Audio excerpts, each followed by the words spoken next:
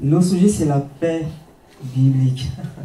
Quelqu'un a déjà annoncé la paix. C'est bien ça le sujet ce matin. La paix, mais la paix biblique. La paix de Dieu. Et vous savez aussi que avant que le péché n'existe dans le monde, qu'est-ce qu'il y avait avant? La paix parfaite. Il n'y avait que le bonheur. Avant que le péché n'existe, l'homme vivait en paix dans le jardin d'Éden, n'est-ce pas? Adam et Ève, ils vivaient en paix. Ils vivaient en paix avec la nature. Ils vivaient en paix avec les animaux sauvages. Parce qu'à l'époque même, il y avait des dinosaures, alors ils mangeaient que de fruits, des légumes. Et puis ils vivaient en paix. Il vivait en paix avec son épouse. Il vivait en paix aussi, elle vivait en paix avec son mari. Et tous les deux vivaient en paix avec son Créateur, avec Dieu. Voilà la paix parfaite, le paradis. Ici, là-bas qu'on va revenir, hein, ne vous inquiétez pas. Un jour, on sera tous dans cette paix parfaite, magnifique de Dieu et éternelle.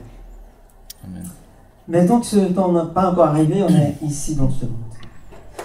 Et après que le péché est entré dans le monde, c'est la disgrâce dans le monde.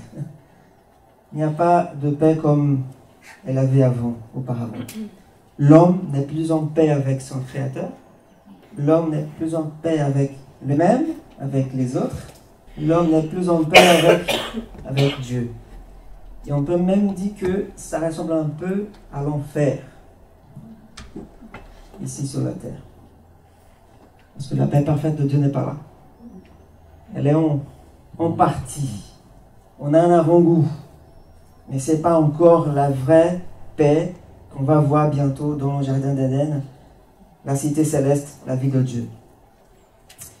Et dans Luc, chapitre 2, verset 14, nous dit: gloire à Dieu dans les lieux très hauts, paix sur la terre et bienveillance parmi les hommes. On connaît ce chant. C'était les anges qui ont chanté quand? À la naissance de Jésus à Bethléem. Ils chantaient gloire à Dieu dans les lieux très hauts et paix sur la terre et bienveillance parmi les hommes. C'est un souhait. Parce que la paix vraiment arrive. Et Jésus, c'est là l'incarnation de la paix de Dieu. C'est son but. C'est ce que les anges chantaient à ce moment-là. Mais plus tard, plus étonnant, Jésus déjà grand, un homme formé, il nous dit dans Luc 12, 49, « Je suis venu jeter un feu sur la terre. » Et puis dans Matthieu 10, 34, Jésus toujours, il dit, « Ne croyez pas que je sois venu apporter la paix sur la terre. Je ne suis pas venu apporter la paix, mais l'épée. » Attends, Jésus.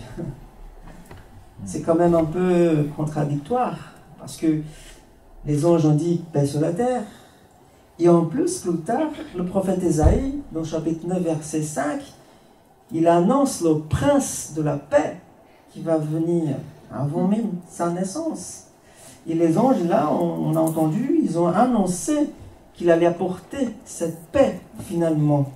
Et maintenant, lorsque Jésus atteint l'âge de 30 ans, il commence son ministère, il vient et nous dit, non, je suis venu jeter un feu sur la terre. Je ne suis pas venu apporter la paix, mais la division. D'autres versions. Oui, ça a l'air un peu contradictoire, n'est-ce pas? Mais non, ce n'est pas contradictoire. Cette paix qui dit qu'il n'est pas venu apporter cette paix-là, en fait, il parle de... Il faut voir le contexte, hein, le passage de Matthieu et de Luc. C'est la division entre père et enfant et ses pères, parce que l'un va croire en Christ, l'autre ne va pas croire. C'est là la division, c'est là l'épée, c'est là qui la paix n'y est pas. Oui, ça semble quand même un peu contradictoire, parce que quand même Jésus, il est le prince de la paix. Alors, pourquoi il parle de division? Pourquoi il parle de ça? En fait, parce qu'il sait bien dans quel monde il va venir. C'est un monde déchu, un monde rebelle, qui ne veut pas entendre parler de Dieu. Et certains vont croire, et l'autre partie ne va pas croire. Et là, c'est la division. C'est pour ça qu'il a dit, je suis venu jeter un feu pour diviser les pensées. La génération actuelle, peut-être vous êtes d'accord avec moi, Je ne sais pas. Hein. Mais cette génération qu'on vit aujourd'hui, qu'on voit aujourd'hui, nous pouvons la qualifier comme une génération tourmentée. Pourquoi? Parce que nous vivons une époque, on va dire, de révolution. C'est pas la révolution française, hein, c'est pas ça, mais on vit dans une époque de révolution. Révolution technologique, révolution culturelle, révolution politique, éthique, révolution d'identité, de genre, comme vous voulez. Il y a un tas de révolutions partout. En fait, parce que tout est en train de changer, et de changer rapidement, à la vitesse de la lumière même. Tout est en train de changer sur le plan moral, dans les affaires, dans le travail, dans le monde du travail, au sein du gouvernement, les relations. On n'en sait plus quel est le rôle de l'homme et de la femme dans la société et dans le couple. Tout est en mutation, tout est en crise. Voilà le monde où nous sommes. Mais Dieu, il aime toujours ce monde-là. Il aime toujours les gens qui sont ici, même dans ces mondes confus. Il l'aime tellement qu'il a donné son fils, comme il a été dit dimanche dernier, pour mourir en allant à la croix, afin d'apporter la paix. Et je suis sûr que le désir de Dieu est toujours de sauver tous les hommes. Il aime toujours ce monde-là. Même s'il est dans le désordre, même s'il n'y a que de la confusion, même si on ne sait pas qu'est-ce qu'on fait. Mais où est la paix en fait? La Bible nous enseigne au moins, je pense, 3 types de paix. Première paix, c'est la paix avec Dieu.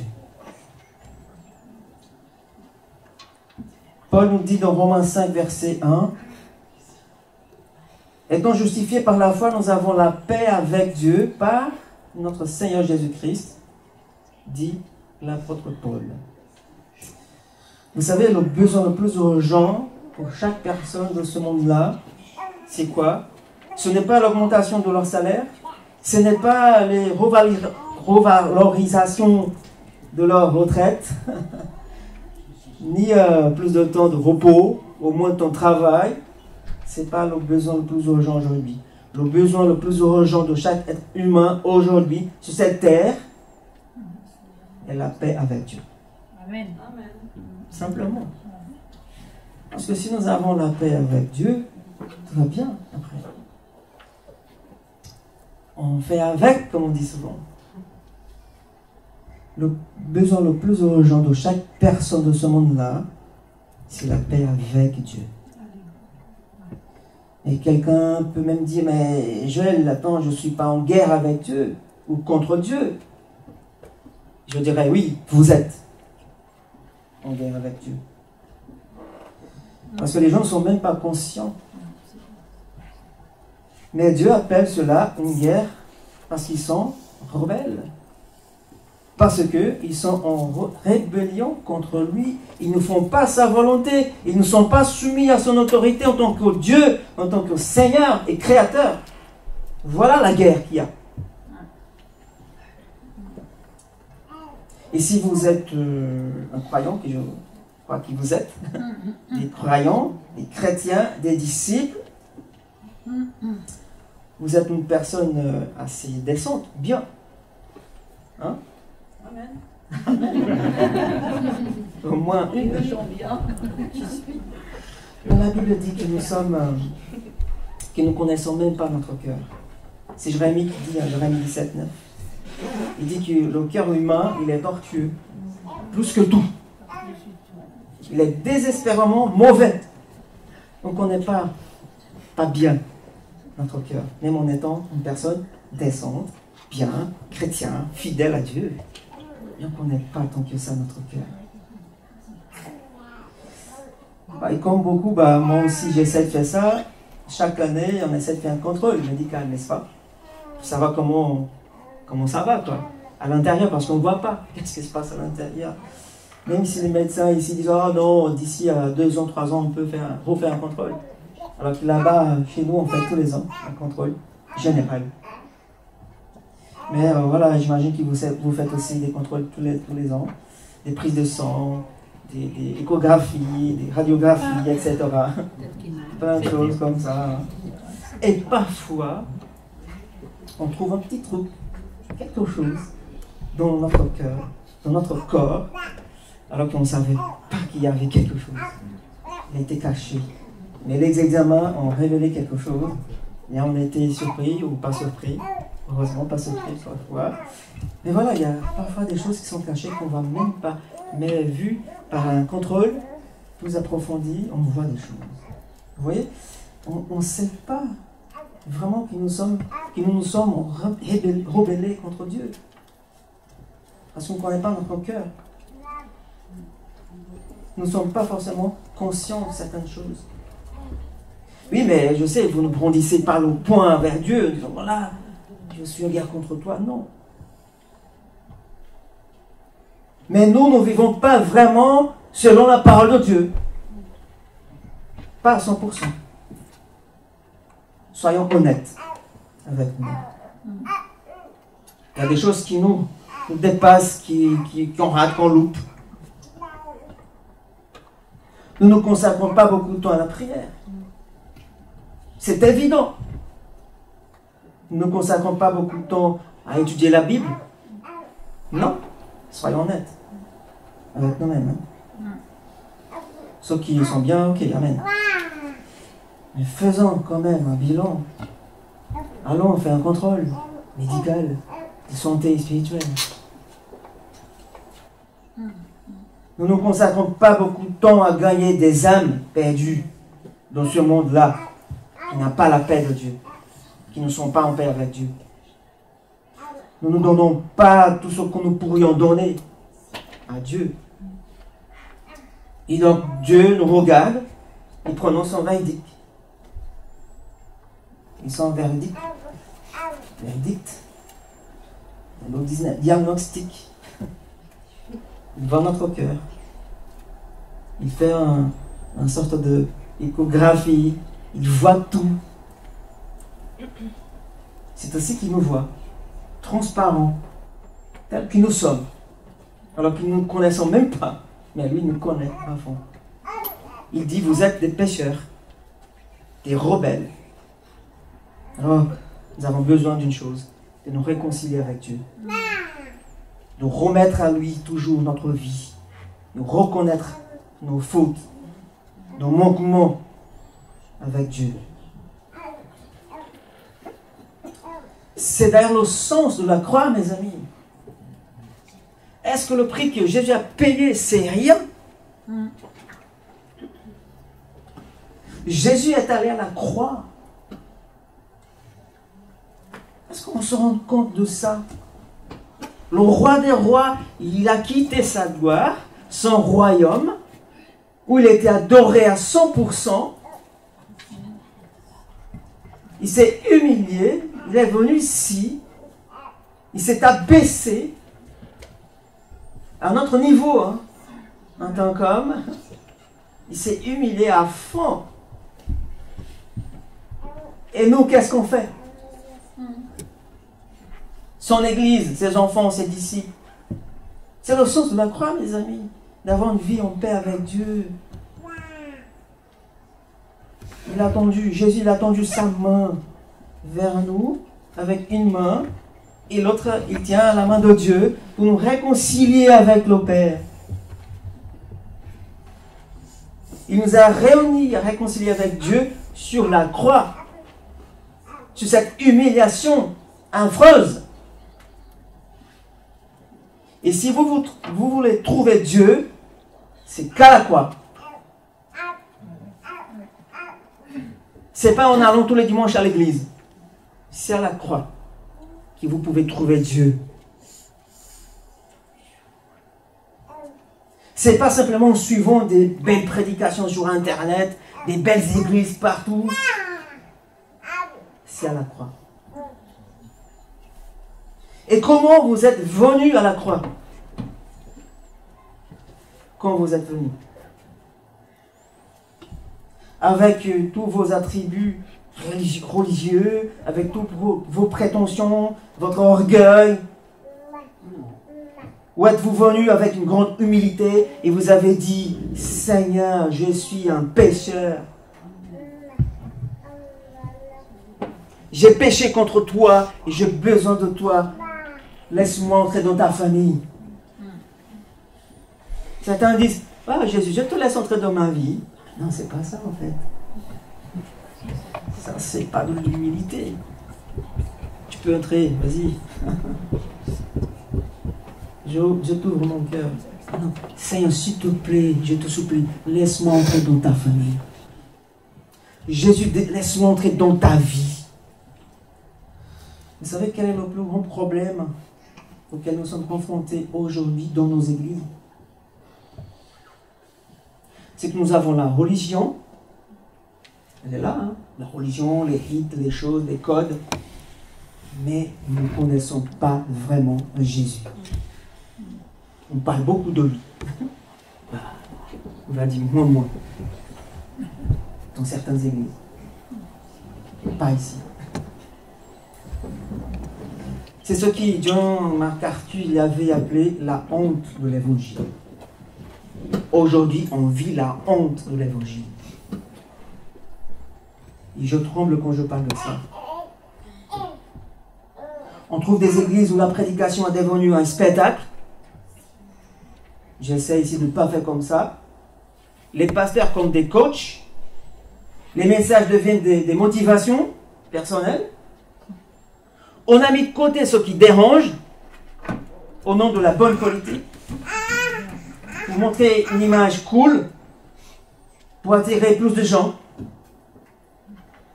Alors qu'on laisse de côté la parole, celle qui peut confronter les hommes pécheurs.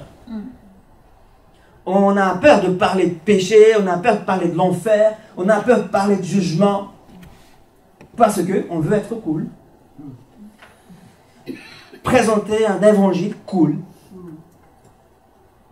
Et John MacArthur il a dit, l'évangile n'a pas besoin d'être cool, il a besoin d'être vrai. Amen. Oui, l'évangile n'a pas besoin d'être cool, avoir une image colorée, hein, maquillée. Mais non, il a besoin d'être vrai, prêché d'une manière vraie, véritable, pour confronter les cœurs des hommes qui sont tortueux, qui ont besoin de réconciliation avec Dieu, avoir la paix avec Dieu. Et ici, on doit prêcher cette parole-là, qui dérange, pas pour flatter les égos des gens. Comme dit Jésus à Nicodème, un homme religieux qui avait tous les codes, qui connaissait les choses, mais qui n'avait pas la paix avec Dieu. Oui, Nicodème, si tu veux entrer dans le royaume de Dieu, il faut naître de nouveau. Il faut aller à la croix. Il faut s'humilier et naître de nouveau, parce que toi-même, tu ne peux pas entrer. Par tes moyens, par ta façon de faire, ton modèle de chrétien. Il y a un seul modèle de christianisme qui peut donner la clé pour accéder au royaume de Dieu. C'est la croix de Jésus-Christ. C'est ce christianisme-là qui prêche cette croix. Qui prêche la repentance, la vraie repentance. C'est pour cela que Christ est mort, mes amis. C'est pour cela qu'il est ressuscité. C'est le sens de la croix. Jésus a fait sa part sur la croix en mourant pour toi, pour nous, pour l'Église. Et maintenant, c'est à nous de faire un pas aussi. De vivre comme lui, avec lui et pour lui. Voilà ce qu'on doit faire. Être comme Jésus. Être comme Jésus. Où nous allions, que les gens nous confondent avec Jésus. Alors, s'ils ne me connaissent pas, tant pis. Mais moi, on va faire ce qu'on peut. Ce qu'on doit faire, en fait. Pas ce qu'on peut, mais ce qu'on doit faire. Vivre pour lui, par lui et comme lui. Dans ce monde-là, qui manque tant de paix, qui manque de paix. Dieu est toujours prêt à pardonner, à nous pardonner. Mais pour cela, plus que cela, pardon, il va nous changer. Et ceux qui décident aujourd'hui de faire ce pas vers Dieu, ils peuvent vous changer maintenant. Et vous allez vivre l'éternité maintenant, c'est pas après votre mort. Hein. C'est maintenant, on va vivre l'éternité, dès maintenant. Et nous pourrons avoir déjà sur terre le paradis, la joie et la paix. Et en plus la sécurité. Dans un monde qui est vraiment compliqué, qui est en train de s'effondrer. Ça, c'est la première paix. Le premier type de paix. La paix avec Dieu. La deuxième, c'est la paix de Dieu. Jean 14, 27, Jésus dit, « Je vous laisse ma paix, je vous donne ma paix. Je ne vous la donne pas comme le monde la donne. » La paix de Dieu. Et c'est Jésus qui nous offre.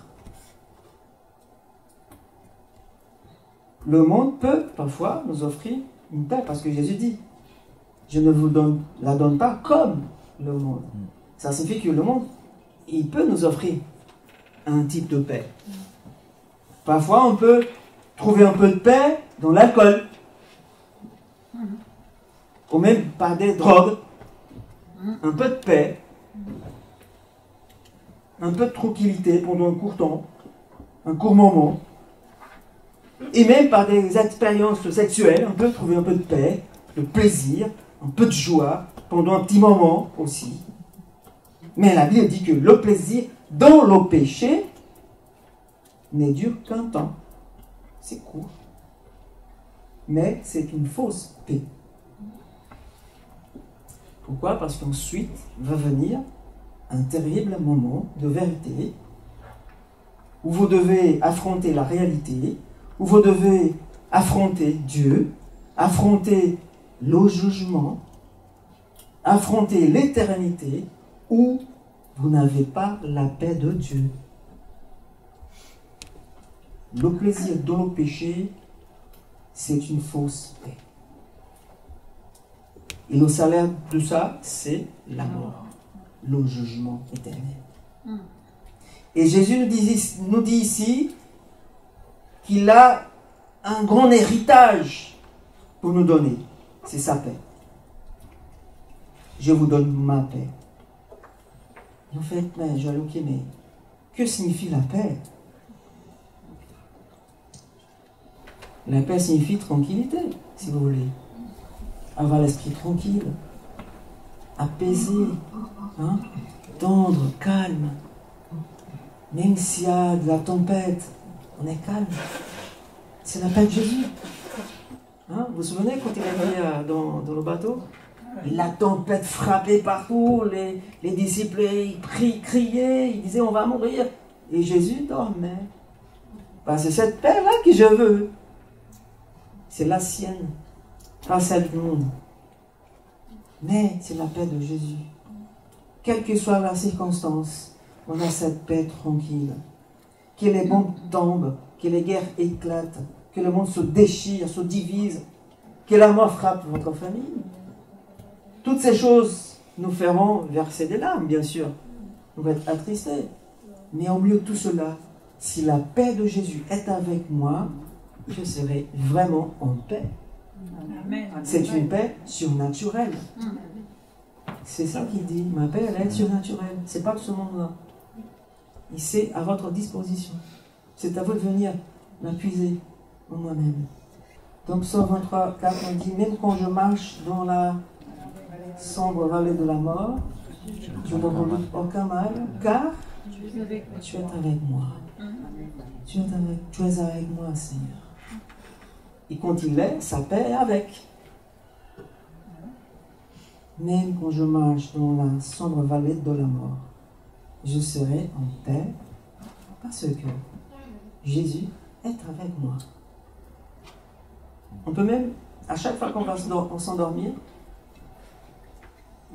on proclame cette parole pour entraîner notre cœur, notre âme. Il nous dit à nous-mêmes, je me repose en toi, Seigneur, cette nuit. À demain. Ou à tout à l'heure. Oui, sa paix m'accompagne parce qu'il est avec moi tout le temps. On peut penser à la sérénité avec avec laquelle Jésus a mené sa vie ici. Il était entouré d'ennemis, entouré des gens qui allaient le trahir, qui mangeaient même à la même table. Mais il était toujours serein, toujours en paix. Il ne se précipitait pas ici, là, à droite, à gauche, comme nous faisons aujourd'hui. Il prenait le temps. Il prenait le temps avec les gens. Bien sûr, il n'avait que 3 ans, mais bon. Même s'il avait 3000 ans, je pense qu'il allait vivre de la même manière. Oui, le plan de Dieu, c'était d'envoyer son Fils, le prince de la paix, pour nous donner sa paix, pour que nous puissions vivre ici, dans ce monde-là. Oui, je parlais tout à l'heure du péché, mes amis. Certains pensent que le péché, il est quand même un peu insignifiant, on va dire. C'est pas grave si on fait ça. C'est pas si grave que ça. Mais aux yeux de Dieu, c'est tellement grave. N'importe quel péché. Il n'y a pas de petit péché, de grand péché pour Dieu. C'est pareil, c'est une rébellion contre lui. C'est un affront à sa sainteté. N'importe quel péché. Ne pensez pas que votre péché, même s'il est petit, ça ne va rien faire. Faites attention. Faites attention. Ça peut bloquer toute une vie. N'importe quel péché. On peut imaginer l'église de Corinthe à l'époque, quand Paul écrit sa première lettre. Cette église qui avait plein de dons spirituels. Il y avait les gens qui étaient vraiment doués à ce qu'ils faisaient dans l'église. L'église grandissait, l'église fleurit. Je pense que c'était une église cool, qui prêchait un évangile cool, mais qui n'avait que du péché à l'intérieur. Et Paul, quand il parle de la Sainte Seine, chapitre 11, il va dire plus loin, quelques versets plus loin, 28 je pense. C'est pour ça que parmi vous, il y a beaucoup de malades. Et certains sont même morts, parce que vous êtes dans le péché. Vous voyez? Mais Jésus, Dieu le Père, le Saint-Esprit, ils sont justes. Dieu, il est juste, absolument juste. Quelqu'un devait supporter la punition d'un monde pécheur. Quelqu'un devait passer un temps en prison. Quelqu'un devait souffrir l'échappement de l'enfer. Et Jésus, à ce moment-là, il dit, dans Hébreux 10, verset 7, nous dit que Jésus, il a dit, me voici, Seigneur, j'y vais. Moi, je veux faire ta volonté. Il s'avance, il vient sur cette terre. Il a pris notre jugement, ton jugement sur lui. Et quand il était sur la croix, il a dit quoi aux gens qui l'ont maltraité, qui ont foncé les clous sur ses mains? Père, pardonne-leur, ils ne savent pas ce qu'ils font. Vous imaginez cette prière? Ben, je pense que je vais voir au ciel ces hommes-là qui ont cloué les coups dans la main de Jésus. Parce que Jésus a prié pour eux. Pardonne-leur, Seigneur, ils ne savent pas qu'est-ce qu'ils font. Oui, peut-être qu'ils seront au ciel, je ne sais pas. Peut-être que Dieu a exaucé la prière de son Fils à ces moments-là. Qui sait? On verra. Et vous savez, plus loin dans Acte 16, nous voyons Paul et Silas en prison. Vous connaissez peut-être ce récit. Et là, ils étaient enchaînés, ils chantaient, ils priaient, ils rendaient gloire à Dieu. Voilà la situation terrible, ils étaient en paix, tous les deux. Et soudain, vous savez, il y a eu un tremblement, les portes s'ouvrent, ils ne sortent pas, alors que le gardien, il a pensé qu'ils avaient pris la fuite. Il a tiré son épée pour se tuer parce qu'il savait que si les prisonniers s'enfuient, il allait être aussi tué. C'était sa peine de mort. Mais Paul a dit non, non, attendez, on est tous là. On n'est pas parti. Et l'homme était terrifié, il tombe à terre, il demande à Paul, qu'est-ce que je dois faire pour te sauver? Qui lui a dit, qui lui a parlé de salut? Bon, peut-être qu'il a entendu des prédications. Hein? Et à ce moment-là, il voit des choses qui s'y passent. Pas normal. Qu'est-ce que je dois faire pour te sauver? Vous savez, ce que la plupart des gens lui auraient dit à ces moments-là, parce qu'il était terrifié, il était tremblé, j'imagine, il était stressé. Quelqu'un aurait pu répondre à cet homme, calmez-vous. vous n'êtes pas dans un état émotionnel qui va pouvoir comprendre ce qu'on va dire, on va se retrouver demain. Et on va vous expliquer mieux. Non, c'est pas ça que Paul dit. Il saisit l'occasion. Même s'il était terrifié, cet homme, ce gardien, peut-être que Paul posait, je pense qu'il ne sait pas qu'est-ce qu'il dit, mais bon, il demande quand même qu'est-ce qu'il doit faire pour être sauvé. On va proclamer la parole, la dire, repentez-vous, croyez-vous, crois en Jésus, et tu seras sauvé. Il n'a dit pas, tu vas à l'église baptiste Sable-de-l'Eule, là, tu vas écouter la parole, peut-être tu vas être sauvé là-bas. Il dit, non, crois en Jésus, et tu seras sauvé, toi, ta femme, ta famille, ta maison. Il entend cette parole-là, qu'est-ce qu'il fait? Il simplement croire. Il ne prend pas même le temps de réfléchir tant que ça.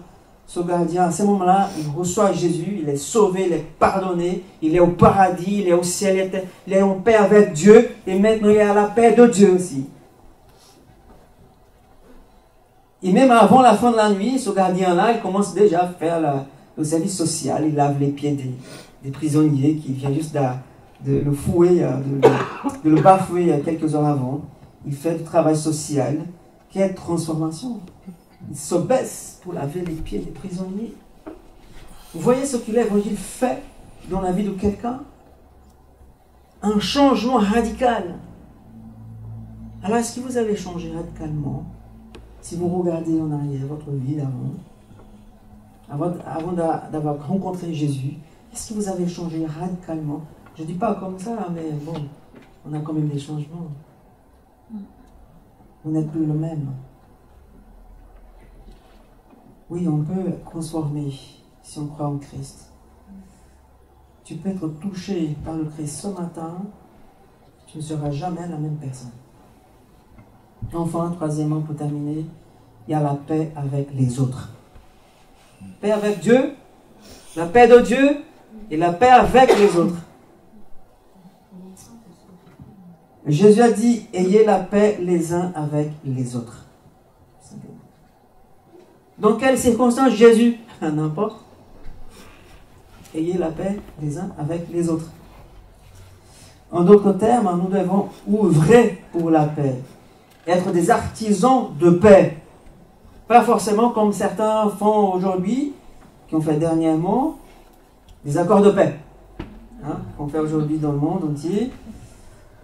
Mais l'homme, sans Dieu, sans avoir la paix avec Dieu, ni la paix de Dieu, il ne peut pas apporter une paix pérenne ou permanente. Romains 14, 17 nous dit, en effet, le royaume de Dieu, ce n'est pas le manger, le boire, mais la justice, la paix et la joie par le Saint-Esprit. Romains 14, 19, ainsi donc, recherchons ce qui contribue à entretenir la paix et à nous faire grandir mutuellement dans la foi. Encore Romains 12, 18, si cela est possible, écoutez bien, vous lisez bien, si cela est possible, dans la mesure où cela dépend de vous, soyez en paix avec tous les hommes. Voilà, la responsabilité, c'est individuel. Et c'est mutuel. Des milliers de traités de paix ont été signés depuis toujours, mais nous avons toujours des guerres et de guerres. Et les gens se demandent, y aura-t-il un jour où nous n'aurons plus la guerre? Et nous répondons, oui, un jour, on sera dans un monde où il n'y aura plus de guerre, plus de disputes, plus rien de ça. Écoutez ce que dit Ésaïe 2, chapitre 2, verset 4. Dieu sera le juge des nations, l'arbitre d'un grand nombre de peuples. Ceux-ci mettront en pièces leur épée pour en faire des socs de charrues, et leurs lances pour en faire des serpes. Aucune nation ne prendra plus les armes contre une autre, et l'on n'apprendra plus à faire la guerre. On n'est pas encore là, ça va venir. La guerre sera éliminée et la paix parfaite viendra et régnera pour toujours. Et puis on a aussi le prophète Osée, chapitre 2, verset 20, il nous dit encore, ce jour-là, je conclurai pour eux une alliance avec les bêtes sauvages, les oiseaux du ciel et les reptiles de la terre. Je briserai dans le pays dans le pays là, l'épée et la guerre. Et je le ferai reposer en sécurité. Amen. Ici, il nous dit que nous serons paix avec même le monde animal. Hein. C'est-à-dire que vous pourrez avoir un tigre dans votre salon comme vous avez un chat. Ouais. Ben, c'est ça. Parce qu'à ce moment-là, les animaux sauvages ne vont plus manger de la viande. Parce qu'avant, c'était le cas. Le jardin d'Éden. Même à l'époque de Noé aussi, il y avait encore des dinosaures. C'est un autre sujet. Ici, nous serons en paix avec les animaux sauvages. Ce sera une époque merveilleuse. Il n'y aura plus de larmes, plus de souffrance, plus d'hôpitaux. C'est pas mal, non? Plus d'armes, plus de guerre, plus de gendarmes. Je suis désolé, plus d'emplois comme ça. Plus de juges, plus d'avocats. Des métiers qui vont s'arrêter. Hein? Bon, on n'aura plus besoin de travailler quand même. Plus de cimetières. Ça, c'est bien. Ça, c'est à venir. Comme on dit souvent, le meilleur est à venir. Et nous en faisons partie. Vous faites partie? Non. Amen. De ce monde merveilleux qui va venir. Un monde merveilleux et glorieux est à venir. Quel sera le gouvernement? Les Nations Unies? Non. Une théocratie unique. Un seul roi, un seul Dieu. Dieu régnera, il sera aux commandes, il dirigera le monde et notre vie. Et ce sera une justice parfaite, un amour parfait, une miséricorde parfaite et entière. C'est l'avenir. Et nous devons mettre tout ce que nous sommes aujourd'hui là sur cette promesse. Et comme ça, on arrive à marcher et à continuer. Même si on est dans des déserts parfois, des fournaises ardentes, des fosses aux lions, des avis médicaux pas bien, mais avec cette paix-là, paix avec Dieu, la paix de Dieu et la paix avec les uns avec les autres, on peut continuer à avancer. Est-ce que nous sommes prêts? Est-ce que tu es prêt à entrer dans ce nouveau monde qui va venir? Moi, Joël, oui. Parce que j'ai placé ma confiance en Christ, en lui seul comme mon Seigneur et Sauveur. Et comme mon heure arrivera, ou viendra, si je meurs avant son retour, le retour de Jésus, je sais qu'il va me conduire dans sa présence. Et je serai avec lui pour toujours dans son royaume. Amen. Oui, je sais d'où je viens, je sais pourquoi je suis ici, je sais où je vais. J'en ai aucun doute là-dessus. J'espère qu'ils vont non plus. Amen. Alors, vous pouvez avoir cette même paix aujourd'hui même, si vous voulez. Cette même assurance, cette même joie en plaçant votre confiance en lui seul, en Christ seul, et une fois pour toutes. À ceux qui veulent mettre leur confiance en Christ, aujourd'hui c'est le jour. Je ne sais pas si vous avez fait ça un jour, vraiment qui a décidé de donner votre vie à Jésus, de lui demander d'entrer dans votre vie. Ce matin, c'est l'occasion. Vous pouvez faire ça aujourd'hui en venant ici, devant nous, devant l'Église, en proclamant haut et fort, afin que tout le monde voie et entende votre engagement envers le Christ, ouvertement. Pourquoi Joël venait comme ça ouvertement devant tout le monde? Parce que Jésus avait dit, si vous ne me confessez pas ouvertement devant les hommes, je ne vous confesserai pas non plus devant mon Père. Certains, parfois, ont honte, ils sont gênés de placer, venir ici devant et dire, je donne ma vie à Jésus. Il faut que vous proclamiez ouvertement votre décision et le jour de votre naissance. Alors si vous avez honte de suivre Jésus, vous n'êtes pas prêt à être ses disciples, son disciple.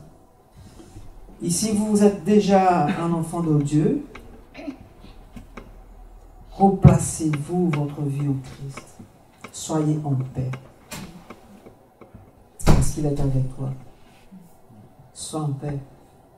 Parce qu'il surveille sur toi. Sois en paix. Parce qu'il connaît ton chemin. Il connaît ta vie. Il connaît tes nuits. Sois en paix. Parce qu'il prend soin de toi. Et parce qu'il t'aime tellement. Amen.